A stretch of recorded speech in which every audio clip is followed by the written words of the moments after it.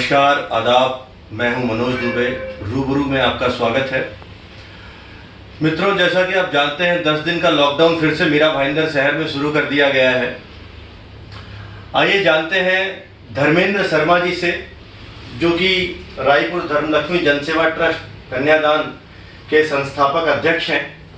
इस बारे में क्या राय है? नमस्कार धर्मेंद्र जी। नमस्ते। रूबरू में आपका स्वागत है। धन्यवाद सर, जैसा आपको भी विदित होगा कि कल आयुक्त साहब ने एक फरमान जारी किया है कि 10 दिन के लिए मीरा भाईंदर में कंप्लीट लॉकडाउन कर दिया जाए, तो कुछ कहना चाहेंगे इसके बारे में आप? ये पूरी तरह से बिना सोचे समझे लिया गया निर्णय है और ये बिल्कुल पूरी तरह गलत निर्णय है। लॉकडाउन कोई सोल्यूशन नहीं है। पिछले 3 महीनों से हम लगातार लॉकडाउन में होके आ रहे हैं और अब हम धीरे धीरे अपने काम की तरफ निकल रहे थे। जहां जीवन फिर से पटरी पे आने की तैयारी में थी, वहां पे ये लॉकडाउन कोई मायने नहीं रखता है और पूरी तरह से बिना सोचा समझा निर्णय लिया गया है। और मैं आग्रह करूंगा आयुक्त साहब से, मैंने कल एक एफबी पे पोस्ट भी किया था कि इस तरह की सलाह उन्हें कैसे, क्योंकि वो यहाँ नए आए हुए हैं, कि किन तरह के लोगों से वो घिरे हुए हैं। पिछले भी हमारे जो आयुक्त थे उनके साथ भी यही हुआ कि उन्हें गलत सुझाव दिए गए, वो गलत तरीके से कुछ ना कुछ निर्णय लेते गए। आज उसी का नतीजा है कि आज वो हमारे बीच में नहीं है, वो उनका तबादला कर दिया गया। आज फिर हमारे जो नए आयुक्त जी आए हैं राठौर जी, उनके साथ भी यही हो रहा है कि ये अचानक 10 दिन का लॉकडाउन, जहां लोग फिर से आगे बढ़ रहे हैं और यहाँ हमको फिर से डरा करके मीरा भाईंदर को घर के अंदर कर देना चाहते हैं। तो आपके हिसाब से दूसरा क्या सॉल्यूशन होना चाहिए इसका? अगर आप चाहते हैं कि लॉकडाउन नहीं किया जाए, तो जनता भी तो नहीं मान रही है, केसेस भी बढ़ रहे हैं, उसके बारे में क्या कहना चाहेंगे आप? देखिए, केसेस अब केवल मीरा भाईंदर में नहीं बढ़ रहे हैं, केसेस पूरे भारत में बढ़ रहे हैं। मुंबई में पूरी तरह बढ़ रहे हैं। केसेस बढ़ेंगी क्योंकि अब हमें कोरोना के साथ रहना होगा। ये एक हमारे लाइफ में आया है जब तक इसकी वैक्सीन नहीं बन जाती है। तो केसेस को रोकने के लिए जब हमारा लॉकडाउन 30 दिनों का हटा हुआ था, जहां पे आपकी जो प्रशासन की शक्ति है, जो पुलिस है, उनको पूरी तरह से एरिया में राउंड अप में रखिए कि जहां किसी भी तरह का आपको लगता है कि भाई बहुत जमावड़ा हो रहा है या नियमों का पालन नहीं है, वहां पे थोड़े से खड़े होकर उनको डांट फटकार करिए, थोड़ा उनको समझाइए, थोड़ा उनको अलग करिए। इस तरह का पूरा पिछले 1 महीने में कहीं भी देखा नहीं गया। जब लॉकडाउन हटा तो लोग निकले, लोग अपने तरह, फिर भी लोग बचकर काम कर रहे हैं। कोई अपना जीवन जानबूझ करके नहीं डालेगा। हर व्यक्ति को पता है कि कोरोना से क्या हो रहा है, हर व्यक्ति जागरूक हो चुका है, लेकिन इतनी बड़ी संख्या है कि कहीं ना कहीं थोड़ा सा टकराव हो जाता है। उसी टकराव की वजह से थोड़ी बीमारियां आएंगी। बीमारियां पहले भी आती थी। जो मौसम चल रहा है, अगर कोरोना नहीं होता तो मलेरिया, डेंगू भी आते हैं यहाँ पे। इसका मतलब हम घर से निकलना बंद थोड़ी कर देंगे। अच्छा सर, इसके पहले 3 महीने का जो लॉकडाउन चला है, इसमें चूंकि आप भी सामाजिक व्यक्ति हैं, हमेशा फील्ड में रहे हैं, तो किस तरह की परेशानियों का सामना करना पड़ा लोगों को, आपको, या क्या क्या दिक्कतें आई? बहुत सारी दिक्कतें। पहली बात तो वो भी लॉकडाउन बहुत अचानक हुआ था। कुछ लोगों के पास खाने के अनाज नहीं थे, कुछ लोगों के पास पूरी तैयारी नहीं थी। अगर उनके पैसे किसी के पास है तो किसी के पास उधार पड़े, वो नहीं थे किसी के पास। और जो सक्षम थे उन लोगों ने ऐसे लोगों को संभाला इन 2 महीनों में, और पूरी तरह संभाला। आप खुद इस दौरान इतना मेहनत किए हैं, हम जानते हैं अच्छी तरह से, लोगों तक राशन पहुंचाया आपने। लेकिन अब ये 3 महीनों में जिन्होंने राशन दिया था बांटने के लिए, अब उनका भी तो भंडारा खाली हो गया।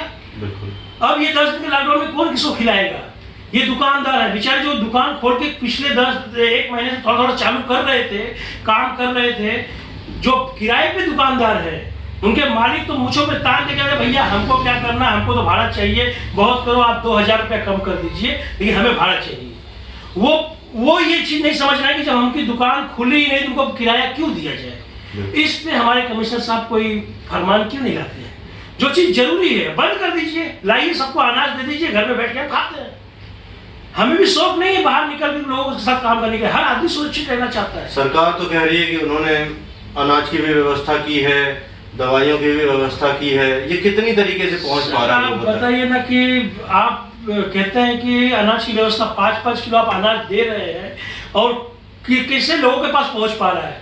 एक मिडिल क्लास जो फैमिली है उसके पास नहीं पहुंच पा रहा है। ये पहुंच रहा है जो नीचे के गरीब हमारे बंधु हैं, वहां तक जा रहे हैं, बड़ी मुश्किलों से पहुंच रहा है उनके पास। और जो मध्यम वर्ग आदमी है वो वैसे भी घर से बाहर निकल के इनके जो झंझट है देने के, ये राशन कार्ड ले आओ, ये फलाना ले आओ, आपका आज नाम लिखा दो, कल यहाँ लाइन लगाओ, फिर 2-2 4-4 घंटे लाइन लगवाओ, वहाँ इनको कोई फर्क नहीं पड़ता है कि क्या सोशल डिस्टेंसिंग है। ये सब में राशन कहीं नहीं पहुंच रहा है, राशन वो निम्न दर्जे में पहुंच रहा है। मध्यम वर्ग पूरी तरह, छोटे व्यापारी पूरी तरह इससे परेशान है। जनता को कोई संदेश देना चाहेंगे? जनता को एक ही संदेश है कि आप लोग बाहर निकलिए, अपना काम भी करिए अच्छे से और सोशल डिस्टेंस को बनाए रखिए और अपनी सुरक्षा खुद करिए। जब आप अपनी सुरक्षा करेंगे तो कहीं ना कहीं पूरे मीरा भाईंदर की सुरक्षा करेंगे, पूरे देश की सुरक्षा करेंगे। आप अपने आप को, अगर आपके अंदर कोई छोटी मोटी बीमारी भी है तो आप तक ही रहेगी, तो जल्द से जल्द अच्छी होगी। तो जनता जागरूक है और भी जागरूक हो जाए। लेकिन लॉकडाउन कोई सोल्यूशन नहीं है। लॉकडाउन का मतलब यह है कि आप छोटे व्यापारियों को, मध्यम वर्गीयों को और खत्म कर देंगे। क्या होगा? दुकान का किराया हम दे नहीं पाएंगे, कोई दे नहीं पाएगा, सीधा दुकानें बंद करेगा, खाली करेगा, गांव चले जाएगा।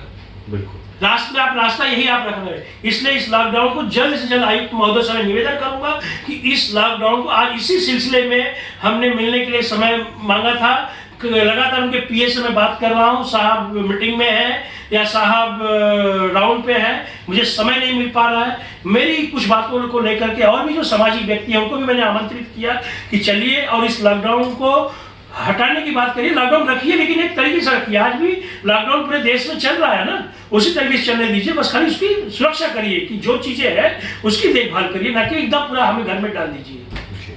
बस यही हम चाहेंगे। धन्यवाद सर। दोस्तों, ये थे धर्मेंद्र शर्मा जी।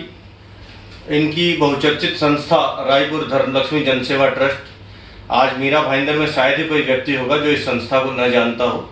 इस संस्था ने बहुत सारे गरीब और ज़रूरतमंद परिवार की बच्चियों की शादी कराई है और दूसरी परेशानियों में भी हमेशा इस संस्था ने मदद का हाथ बढ़ाया है। तो शर्मा जी से बात करके कहीं ना कहीं ये समझ में आया कि इसके पहले जो आयुक्त महोदय थे, अभी के जो आयुक्त हैं, कहीं ना कहीं उनकी सुरक्षा व्यवस्था में नाकामियां हैं, खामियां हैं। प्रशासन अपने तरीके से जो बातें रख रहा है, जो सुविधा पहुंचाने की बात कर रहा है, कहीं ना कहीं वो खोखला साबित हो रहा है।